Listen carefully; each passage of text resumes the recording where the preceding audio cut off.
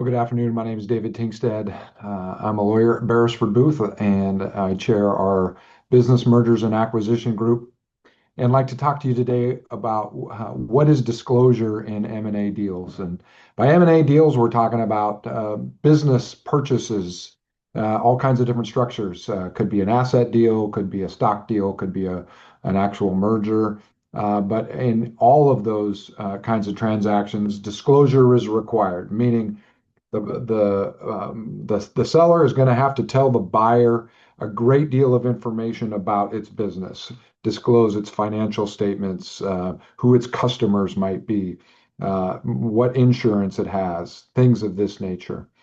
So we're for this conversation we're going to delve into that process to understand what disclosure is and what it isn't. And so with that, let's head right into it. So first, virtually every transaction starts with some kind of letter of intent and confidentiality agreement. Sometimes they're separate, sometimes they're included together, where the parties are just talking in generalities about what are we trying to accomplish here? Are we going to buy assets? What's the purchase price? How long is it going to take? While the confidentiality component is a contract, typically the letter of intent is not. It's exactly what its name implies, a statement of intent, not contractually binding.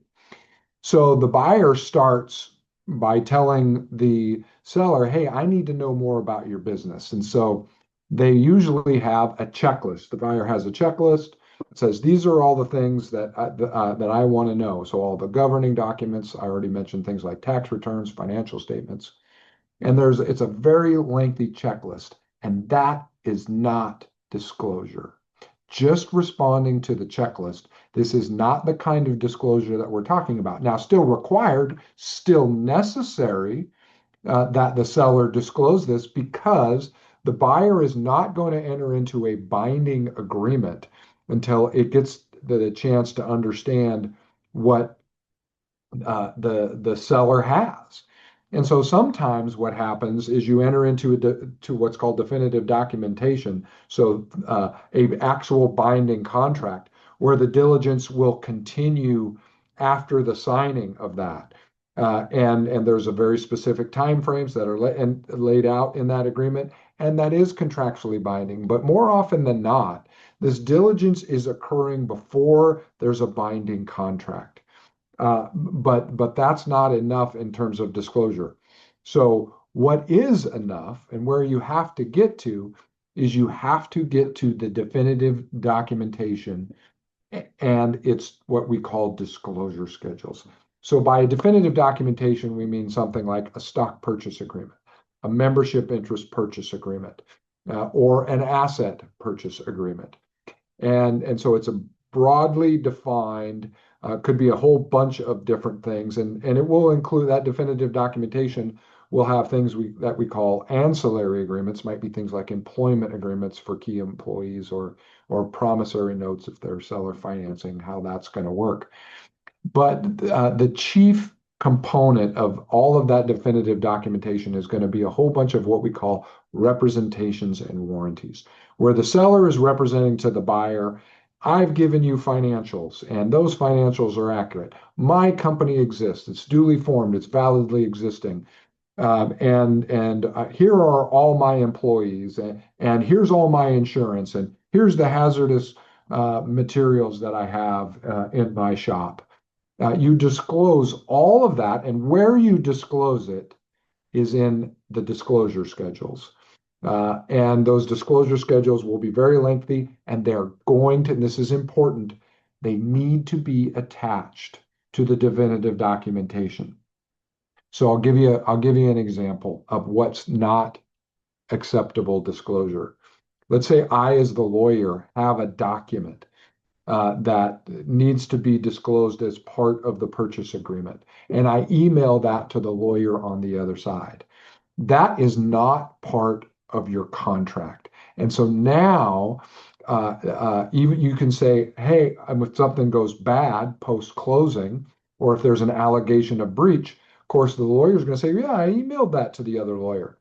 But the definitive documentation has a very specific provision in it that's called an integration clause. And that integration clause invariably says something along the lines of this, this contract, this 25-page stock purchase agreement or 100-page stock purchase agreement or membership interest purchase agreement, it contains the entire agreement of the parties. And if it's not here, it's not part of the agreement. And when it comes time to enforce that agreement and you're standing in front of the judge has to decide what the terms of the agreement might be. And that judge is going to look and say, well, here's an integration clause that says the whole thing is right here.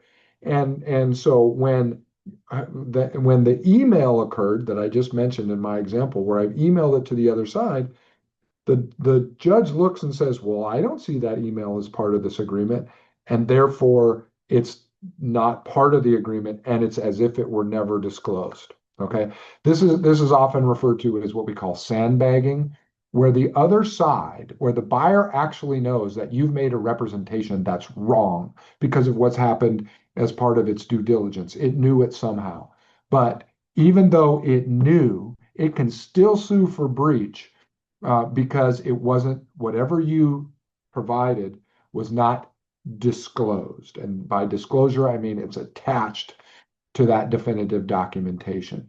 So some states allow sandbagging, some states don't. A lot of agreements contain what we call anti-sandbagging provisions that say, look, even if we even if you didn't attach it, if buyer you knew, you don't get a sue for breach. Okay, so sandbagging is a very real thing and should be considered. But the main thing is that the parties must engage in this disclosure and disclosure of typically what we call all material facts. And a material fact is just something that makes a fact more or less likely for the buyer to buy and the seller to sell. So this process is lengthy, it's time consuming, it's very difficult, and absolutely critical. Disclosure in M&A deals is real, I really talk about it with being the seller having two full-time jobs because they're still running their business, but then they've got the very full-time job of making all these disclosures. So we do a great a deal of this sort of thing, and where things often run amiss is post-closing. How do you know it was disclosed? So a lot of people use things like data rooms. We use data rooms, online data rooms. We used to have physical rooms long ago, but now these are electronic data rooms where you're uploading stuff, and that stuff is part of the disclosure. That's where the disclosure schedules are gonna live. Well, what happens is a problem arises 6 months, 9 months after closing, and the allegation is made that you didn't properly disclose. And so what you do is once the deal closes, you lock the data room and then you save it so that if there's a problem in the future, you come back and you go, aha, there it is. So what don't you can't get tired, you can't suffer from deal fatigue. You've got to finish, and that finish means locking everything down, making sure everything was disclosed. So if there's a problem in the future, you're ready to deal with it. Thanks for listening. We do a great deal of M&A work here. Be pleased to help you. We represent tons of closely held businesses. And here's my contact information. Give me a call. We'd be delighted to help.